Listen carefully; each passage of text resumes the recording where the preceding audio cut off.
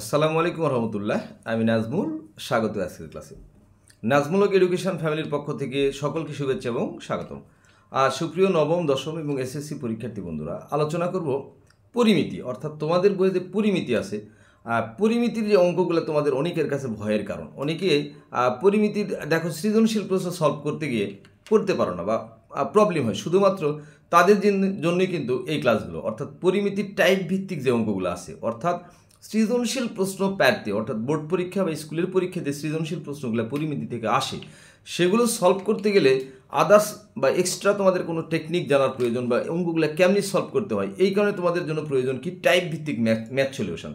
তুমি যদি বা তোমরা যদি টাইপ ভিত্তিক ম্যাথ সলভটা ভালো করে শিখতে পারো, তাহলে আমি বিশ্বাস করি যে পরিমিতির যে কোনো অঙ্ক তোমরা সলভ করতে পারবে। এই কারণে পরিমিতির টাইপ ভিত্তিক যেগুলো ম্যাথ আছে, সেই ম্যাথগুলো তোমরা অবশ্যই আমার ক্লাসে তোমরা পেয়ে যাবে। এবং আজকে পর্ব নম্বর 1, এই পর্ব নম্বর 1-এ কিন্তু আমরা সর্বপ্রথম গুরুত্বপূর্ণ একটা জিনিসের প্রমাণ শিখবো, সেটা হচ্ছে সমবাহু ত্রিভুজের ক্ষেত্রফল। মনে রাখবা, বেসিক এবং টাইপ ভিত্তিক ম্যাথ এগুলো কিন্তু প্রত্যেকটা অধ্যায়ের জন্য গুরুত্বপূর্ণ। প্রিয় শিক্ষার্থী বন্ধুরা, লক্ষ্য করো যে এই ক্লাসটি কিন্তু খুবই ইম্পর্টেন্ট।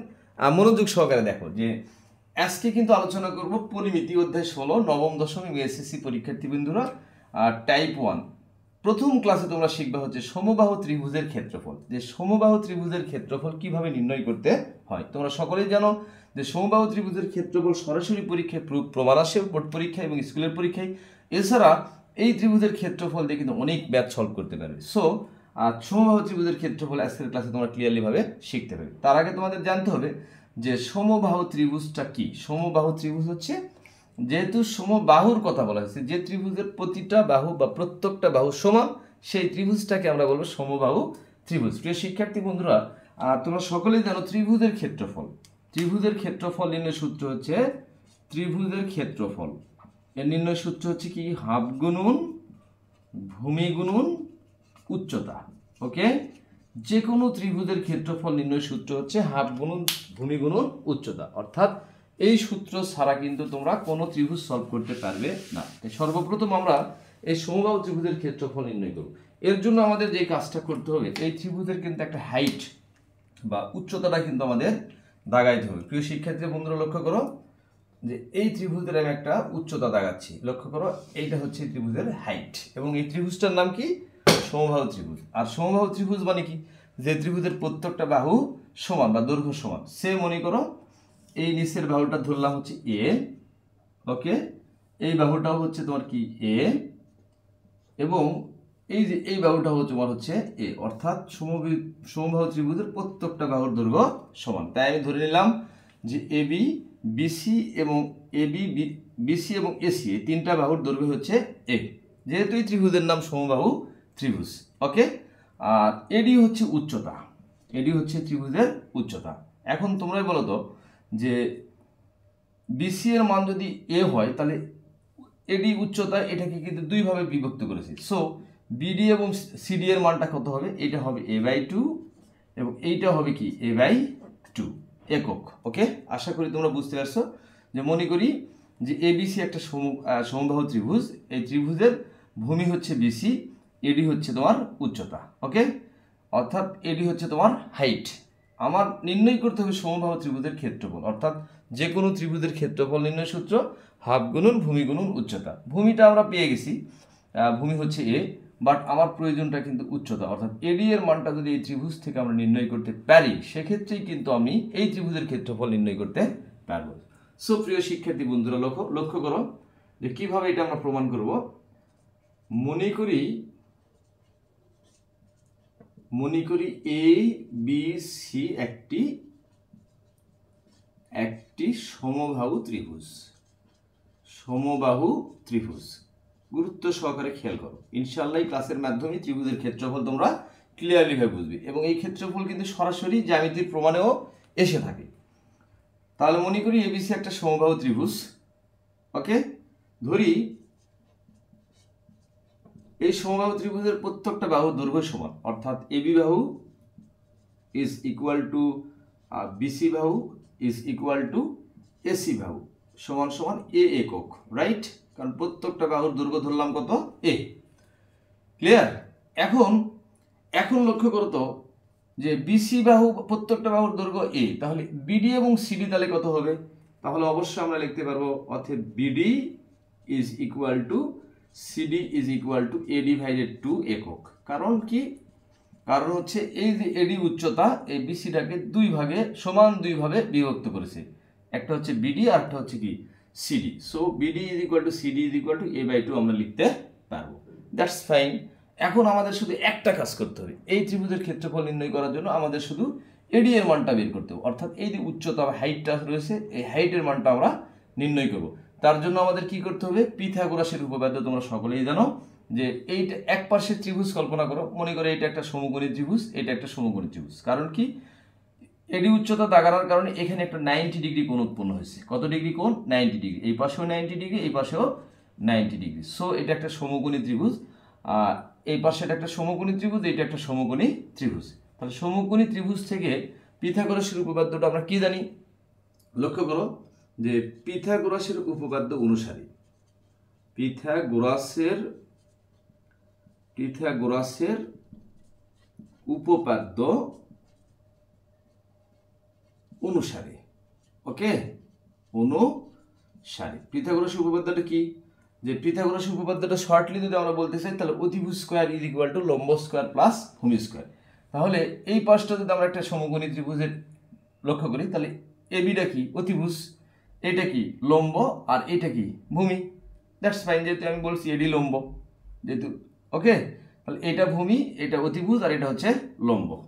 তাহলে আমরা লিখতে পারবো পিথাগোরাসের উপপাদ্য অনুসারে অতিভুজ square that is AB square equal to লম্ব স্কয়ার। লম্বটা কি লক্ষ্য করো? লম্ব হচ্ছে এডি স্কয়ার, আর ভূমিটা হচ্ছে কি?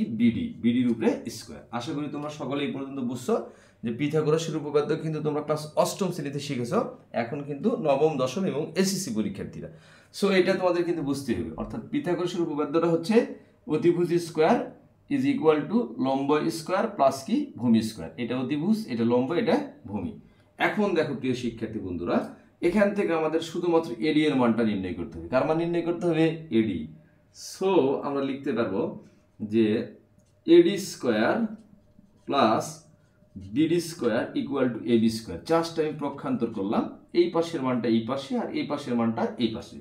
এখন দেখো তো এখান থেকে আমরা যদি এডি এর মান নির্ণয় করতে চাই, সো প্রিয় শিক্ষার্থী বন্ধুরা, AD square is equal to A B square minus B D square. Okay, এই যে বি স্কয়ার আর এই প্লাস বিডি স্কয়ার এই পাশে পার হলে কি? Minus BD square. এখন দেখো কি ঘটনা ঘটবে, এখন আমরা কি লিখবো? যে A D square is equal two, দেখো তো এবি এর মান আমরা কি ধরেছি? এবি বিসি এসি এই তিনটার মানে এ, তাহলে এবি এর মান যেহেতু এ, তারপরে স্কয়ার মানে কি? এ স্কয়ার। বিডি এর মান কি? বিডি এবং সিডি এই দুইটার মান হচ্ছে এ বাই টু। তাহলে এই যে বিডির মান হচ্ছে এ বাই টু, তার উপরে কিন্তু স্কয়ার। তাহলে এবি এর মান এ, সো তার উপরে স্কয়ার মানে এ স্কয়ার, আর বিডি এর মান হচ্ছে এ বাই টু, তার উপরে স্কয়ার মানে হচ্ছে A by two all square. So প্রিয় শিক্ষার্থীরা লক্ষ্য করো যে AD square equal to A square minus বর্গ করো তো এ স্কয়ার, 2 এর বর্গ কত? 4। আশা করি এই পর্যন্ত তোমরা সকলেই বুঝছো। এখন যে কাজটা করতে হবে, এখান থেকে কিন্তু আমরা এডি এর মান নির্ণয় করব, বা এডি স্কয়ার ইজ ইকুয়াল টু, আচ্ছা এখানে আরেকটা লাইন আমরা করতে পারি যে বা এডি স্কয়ার ইজ ইকুয়াল টু 4 লসাগু। ওকে, তাহলে 4 যদি লসাগু হয় তাহলে 4 দ্বারা গুণ করলে কত হয়? 4a square.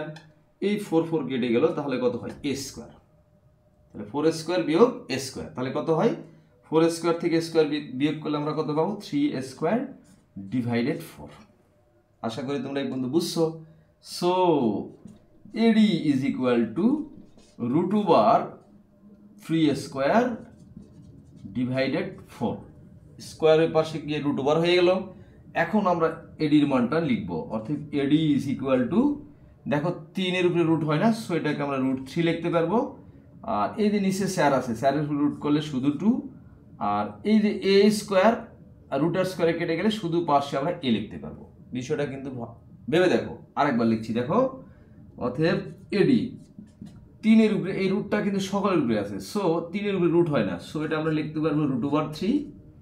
আর এই রুটটা 4 এর উপরেও আছে, তাহলে 4 এর রুট করলে 2, আর এই যে এ স্কয়ার রুটার স্কয়ারে যদি বাদ যায় তাহলে থাকে এ। দেখো আমরা এই যে এডি, এটার মান কিন্তু আমরা অলরেডি পেয়ে গেলাম, যে উচ্চতার মানটা কিন্তু আমি এখানে লিখে দিচ্ছি।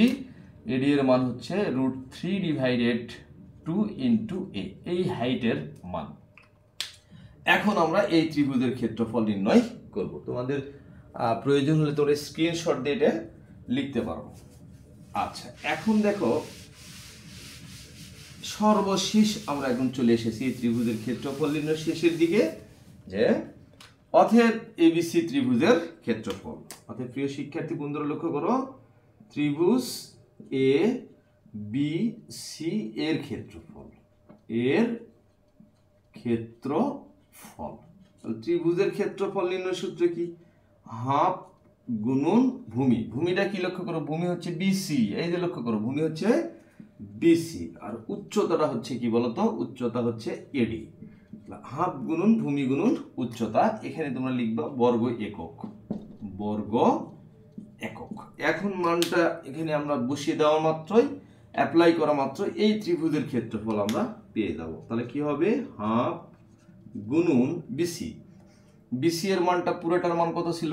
এ, এই যে লিখলাম এ, আর এডি এর মান কিন্তু আমরা পাইছি কত? দেখো √3/2 এ। তাহলে এইটা হচ্ছে √3/2 ইন্টু এ, বর্গ একক।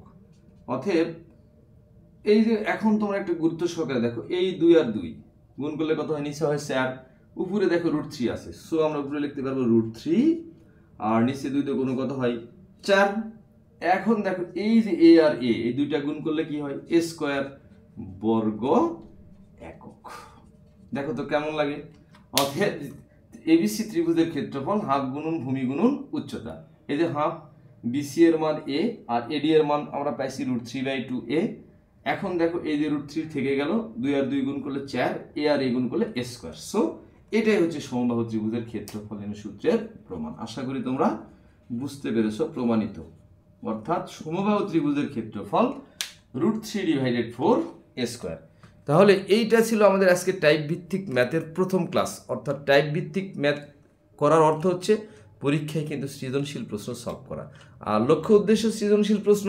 সারা বছর পরে যদি বোর্ড পরীক্ষায় বা স্কুলের পরীক্ষায় যদি তুমি সৃজনশীল প্রশ্ন সলভ করতে না পারো, তাহলে কিন্তু মার্কস পাবে না। সো সৃজনশীল প্রশ্নের উপরে তোমাদের কিন্তু বেশি গুরুত্ব দিতে হবে। ধন্যবাদ সকলকে। আল্লাহ হাফেজ।